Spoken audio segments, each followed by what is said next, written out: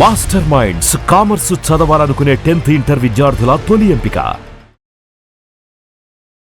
అందరికీ నమస్కారం. నా పేరు మాధురి. మీరు చూస్తున్నది సుమన్ టీవీ నెట్వర్క్.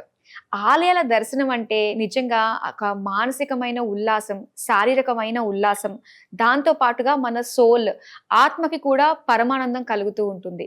మరి ఆలయాలు దర్శించేటప్పుడు ఎలాంటివి జాగ్రత్తలు మనం తీసుకోవాలి, ఎలాంటి నియమాలు పాటించాలి, అక్కడికి వెళ్ళి ఆ భగవంతుణ్ణి ఏ విధంగా మనం దర్శించుకోవాలి అనే విషయాల్ని మనకు తెలియజేయడానికి మనతో పాటు ఉన్నారు ప్రముఖ జ్యోతిష్య పండితులు, ఆధ్యాత్మికవేత్త రాజన్ నంబూద్రి గారు. నమస్కారం గురువు గారు. నమస్కారం. ప్రతి మనిషి దర్శించుకోవాల్సిన ఆలయాల్లో పూరి జగన్నాథ్ ఒకటి అని చెప్పేసి మీరు అన్నారు. మరి పూరి జగన్నాథుడి యొక్క విశిష్టత, అలానే అక్కడ ఉన్న దైవ స్వరూపాలు కూడా ఎంతో చక్కగా అనిపిస్తూ ఉంటాయి. దాని వెనక ఉండే ఆ కథ కూడా చాలా బాగుంటుంది. ఒకసారి తెలుసుకోవాలంది గురువు గారు. తప్పకుండా. నమస్కారం.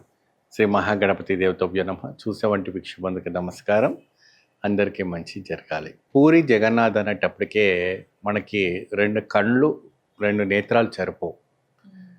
సజీవంగా ఇప్పటి కూడాను శ్రీకృష్ణ పరమాత్ముడు లైవ్లో ఉన్నట్టుగా లైవ్లో ఉన్నారు, ఇంకా ఉన్నారు. ఆయన ఉన్నారు కాబట్టే ఇంత ఒక విషయం ప్రపంచంలో మనకు వర్షము, భూమి, నీళ్లు అన్నీ కూడా పడుతుంది. పూరి జగన్నాథుని ఒక కథ చాలా నిర్మలమైనటువంటి, ప్రశాంతమైనటువంటి, చాలా పెద్దగా ఉంటుంది. నేను చాలా షార్ట్గా చెప్తాను, ఎందుకంటే వినేవాళ్ళు కూడా ఓపిక ఉండాలి. అది చాలా చాలా పెద్ద కథ, కానీ చిన్నగానే చెప్తాను.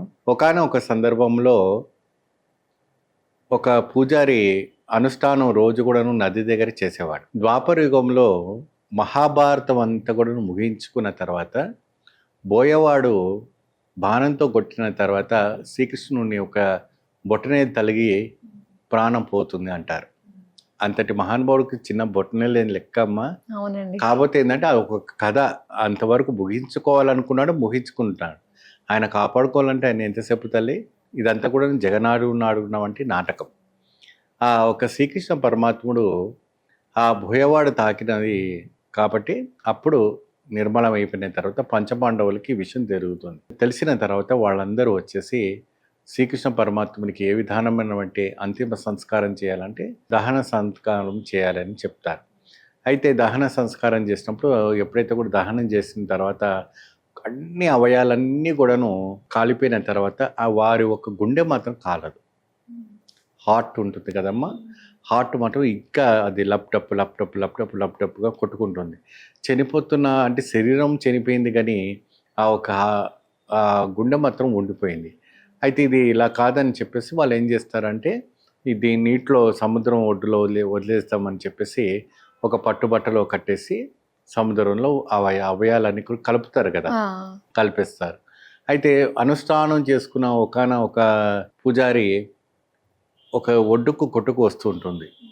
కొట్టుకొచ్చుకున్నప్పుడు ఆయన చేతితో పట్టుకున్నప్పుడు ఇది ఏంటి, ఇది గట్టిగా సౌండ్ వస్తుంది, ఇలా వస్తుంది అని చెప్పేసి ఆయన ఇంటికి వెళ్ళి తీసుకొచ్చి పెట్టుకున్న తర్వాత ఆయన ఒక రాత్రిలో స్వప్నంలో కృష్ణ పరమాత్ముడు కళ్ళలో వచ్చి, నేను కృష్ణ పరమాత్ముడిని, నేను ఈ అవతారంలో ఉన్నాను, నన్ను ఒక దాంట్లో పెట్టి పూజించండి, మీకు అన్ని విధాలమైనటువంటి దర్శనం చేస్తా అంటే ఈ విషయం మహారాజుకు తెలియజెప్తారు.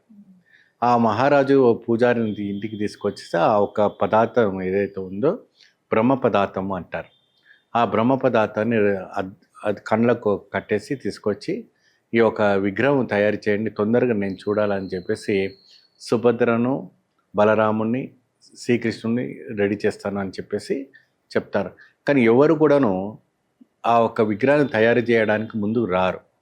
విశ్వకర్మ అయినటువంటి విశ్వకర్మ ముందుకు ఒక మహర్షిలాగా అవతారం ఎత్తి వచ్చి ఈ యొక్క బొమ్మలను నేను తయారు చేస్తాను, నేను ఈ బొమ్మను తయారు చేసేంత వరకు, పూర్తి అయ్యేంత వరకు ఎవరు కూడా ఈలో గదులకు ఎవరికి ప్రవేశించరాదు, నేను అనుమతి ఇచ్చేంత వరకు ఎవరు రాకూడదు అనేసి విశ్వకర్మ చెప్తారు మహర్షి రూపంలో, డైరెక్ట్గా రాకుండా.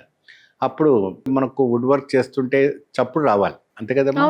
ఏమైనా పని చేస్తున్నా, కార్పెంటర్ వర్క్ చేస్తుంటే వర్క్ వస్తుంది. ప్రతిరోజు కూడా ఆయనకు మహారాజుకి ఒక ఆరాటంగా శ్రీకృష్ణుడిని తయారు చేశాడా లేదా, తయారైందా లేదా, రెడీ ఉందా లేదా, ఏం చప్పుడు రావట్లేదు అని చెప్పి ఆయన అప్పుడే అన్నారు, ఎప్పుడైతే కూడాను మీరు అకస్మాత్తుగా లోపల ఎంటర్ అయితే మాత్రం ఎలా ఉన్నాను విగ్రహాన్ని అలా వదిలేసి నేను వెళ్ళిపోతాను, నేను పూర్తి అయ్యేంత వరకు మాత్రం మీరు రాకూడదు అని చెప్తారు. ఆయన వినిపించకుండా చప్పుడు రావట్లేదని చెప్పేసి వారు ఏం చేస్తారంటే తలుపులు బద్దలు కొట్టుకొని లోపలికి ప్రవేశిస్తారు. అక్కడ ఆ శిల్పి మాయమైపోతారు.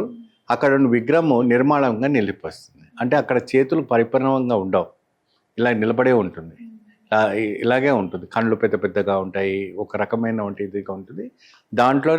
అందులో పరమపదము ఆ స్వామివారి ఒక గుండె అనేది ఇప్పుడు కూడా అందులో పెట్టి ఉంచారు.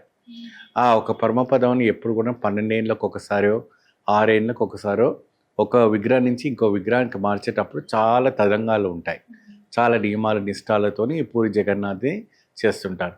ప్రతి ఆషాఢ మాసం అమావాస్య తర్వాత వచ్చేవంటి పాడ్యమి ఆషాఢ మాసంలో ప్రారంభమవుతున్నవంటి ఈ ఉత్సవం ఆషాఢ ఉత్సవాలు స్వామివారికి ఒక రథ ఉత్సవాలుగా పాల్గొనుకుంటారు. ఈ సంవత్సరం ఉపయోగించిన వంటి రథము ఇంకో సంవత్సరంలో ఉపయోగించారు. రథం కూడా మారుతుంటుంది. ఈ సంవత్సరం ఉపయోగించిన వంటి రథము ఇంకో సంవత్సరం ఉపయోగించారు. కాబట్టి ప్రతి సంవత్సరం కూడాను ఆ రథం అనేది మారుతూ ఉంటుంది. ప్రతి సంవత్సరం కొత్త రథము. అప్పుడు అక్కడ ఉన్నవంటి రాజులు ఎవరైతే ఉన్నారో ఆ ఒక బంగారపు అయినటువంటి చీపిరితో ఊడ్చుకుంటూ ముందుకు సాగితే అప్పుడు ఆ రథం అంతా సాగుతుందట. ఆ రథం సాగేటప్పుడు చాలా అద్భుతమైనటువంటి ఘటన. కొన్ని లక్షల వేల కోట్ల జనాలు వచ్చి ఆ రథాన్ని పట్టి లాగుతుంటే ఆ కళ్ళలో నీళ్లు వస్తుంటే చూడండి, మా అమృత బండము అద్భుతం. ప్రతి వారు కూడా ఎటువంటి కుల మత భేదము లేదు, ఎవ్వరు లేదు, ఏ నీచ భేదము లేదు, ప్రతివారు సమానమే అని చెప్పేసి హరే కృష్ణ హరే రామ రామ రామ హరే హరే అని చెబుతూ ఆ రథాన్ని గట్టిగా పట్టుకొని లాగుతూ ఉంటారు. ఒక్కరి కూడా ఇంత గీత కూడా పడదు. అన్ని కోట్ల జనాలు అట్లా వస్తూ ఉంటారు. ఆ మాడవీధులు అలా తిప్పుతూ ఉంటారు స్వామివారిని. ఆ చూడ్డానికి 2 కళ్ళు చెడపోవు. అది పూరి జగన్నాథుని ఒక విశిష్ట. అక్కడ కోరినవంటి కోరికలన్నీ కోరుతాయి.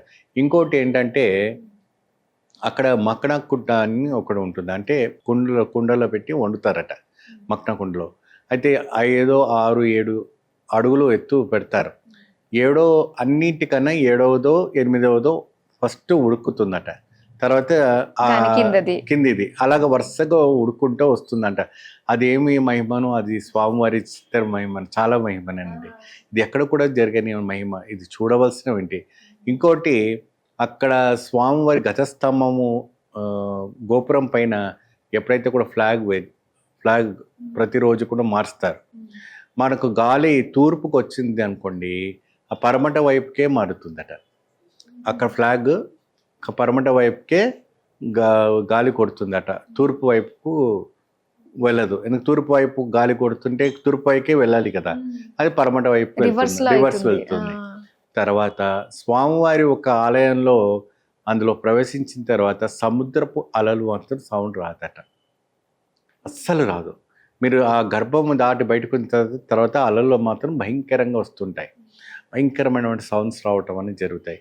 మీరు ఎప్పుడైతే స్వామివారి ఆలయంకి వెళ్ళిన తర్వాత అక్కడ ప్రతిదీను ఒక మహిమని, ప్రతిదీను అనుక్షణమైనటువంటి మహిమని. అక్కడ పైన గరుడ గడువు కూడా వెళ్ళదట, కాకి గద్ద కూడా దానిపైన వెళ్ళకూడదంట. ఎటువంటి హెలిప్యాడ్స్ కూడా వెళ్ళవు, హెలికాప్టర్స్ వెళ్ళవు, ఇంకెటువంటి ఫ్లైట్స్ వెళ్ళవు. అటువంటి కొన్ని నిబంధనలు అన్నీ కూడాను ఉంటాయి. ఇంకోటి ఆ ఒక గోపురం పైన ఉన్నటువంటి సుదర్శన చక్రం సముద్రంలో దొరికిందని, ఆ సముద్రం నుంచి తీసుకొచ్చేసి స్వామివారి పైన ప్రతిష్ఠ చేస్తారని చాలా ఇతిహాస పురాణాలు అది వైకుంఠం నుంచి వచ్చినటువంటి సుదర్శన చక్రం అని చెప్తారు. అది చాలా సత్యమైనటువంటి చక్రం అని అంటారు. ప్రతిరోజు అక్కడ ఫ్లాగ్ మారుస్తుంటారు, జెండా అంటారు కదమ్మా. మనకు ఆ జెండా అనేది ప్రతిరోజు ఎక్కడ ఏ ఆలయంలో అట్లా ఉండదు. కొన్ని ఆలయాలు అంటే 6 నెలలకు సంవత్సరానికి ఒకసారి మారుస్తుంటారు. ఇక్కడ పూరి జగన్నాథ్లో ప్రతిరోజు 24 గంటలు అయిన తర్వాత మార్చాలి. ఎన్ని ఉన్నాయండి, నిజంగా ఆశ్చర్యపోవడానికి. భగవంతుడు ఉన్నాడని నిరూపించి చాలా వరకు అండి, చెప్పుకుంటూ పోతుంటే ఈ రోజంతా సరిపోదు.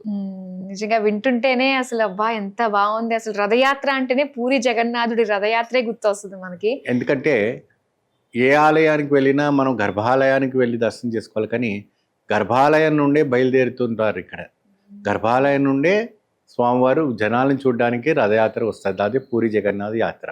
చాలా బాగా మాకు పూరి జగన్నాథుడి గురించి, ఆ వెనక ఉన్న కథ గురించి, రథయాత్ర యొక్క గొప్పతనం గురించి మాకు తెలియజేసినందుకు ధన్యవాదాలండి. నమస్కారం.